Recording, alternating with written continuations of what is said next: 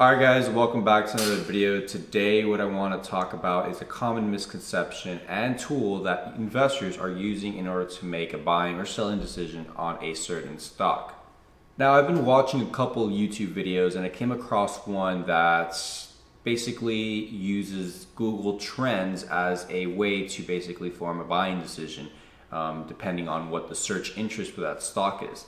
So on Google Trends, if you search up a keyword phrase, it'll show you the search interest over time. So it'll plot the points. I'll show you on the computer once I get this explained, and we will see exactly what I'm talking about. But basically it'll plot the interest and it goes from 0 to 100, and the search interest is if the search interest is at 100, of course it has a high search interest, therefore a lot of people are searching that phrase. Now, of course, if you search up Snap stock and then search up Snapchat stock, you're going to get different data points. So the search interest for Snapchat stock is different than the search interest for Snap stock. So that is something to keep in account. Now, I did search up Snap stock on my computer, and I'll show you exactly what I mean right now. And the search interest back in August was at 100.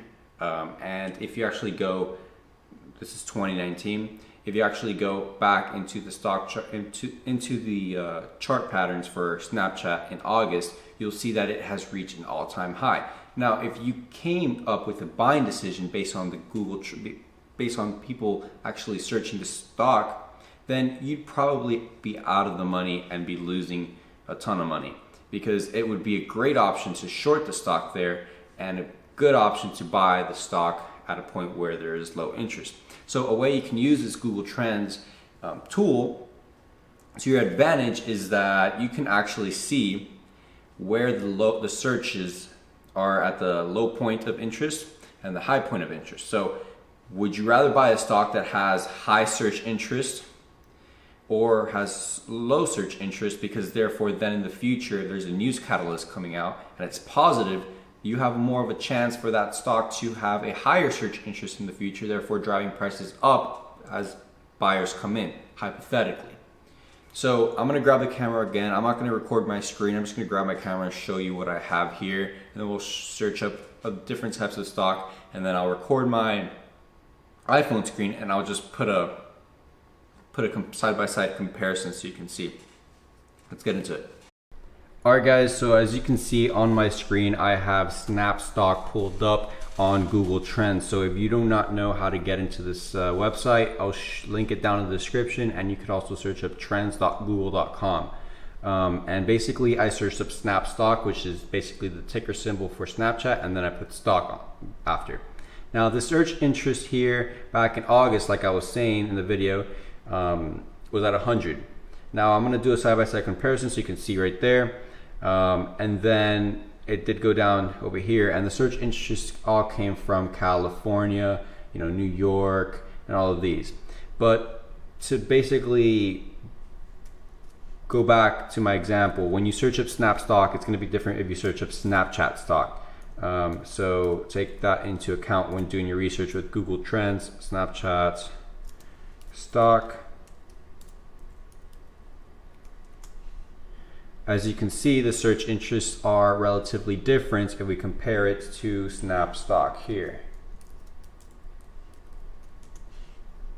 So Snap stock in red, Snapchat stock in blue. As you can see, the search interests are different, but they kind of coincide in a way. They flow together. They have a sharp interest level here, sharp interest level on the red, sharp interest level here.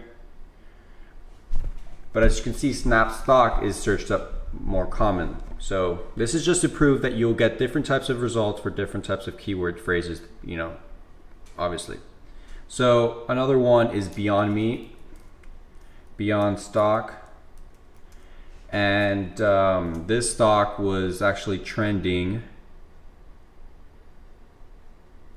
This stock was actually trending back here. And also you'll see on the side-by-side comparison that the all-time high was when this search interest was at 100. So we'll see here that this is June 9 to June 15, which was a new high, and then this was a higher high. in the stock chart that you see here on the side, and then it went back down. So search interest can work if you're using it in an inverse way. So if the search interest is low, it'd be good time to buy. As you have a higher chance for some news to come out or some whatever buying indicator or buying, I don't know how to say it, whatever buying indicator, let's go with that, to drive the prices up. All right, so now that you see how this tool can work if you use it in a rather different way, this could actually help you in choosing the right spot to buy. Now, this has nothing to do with stocks. As you can see, this is just Google Trends and their search interest. But if you would like to make the correlation, you can.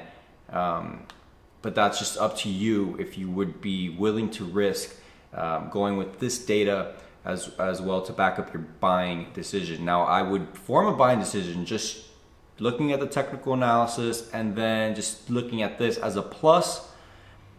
And if you actually want to prove that this is actually a kind of reliable way to see when the stock doesn't really have high search interest showing you when to buy, you can compare Snapchat stock, Beyond stock, you can go Apple stock, you can go Baba stock, and then compare all the trends to see if that actually helps you. And now if you actually want to put this to the test before actually investing your real money into it, you can go ahead and open a TD Ameritrade account and paper trade. Now they would give you that paper trading account when you actually open up a real account, but you don't need to fund the account. So that's a plus. So you get access to the paper money account and you can actually put this theory to the test as well as other theories that you have. But besides that, I hope you got some value out of this, and I'll see you guys in the next one.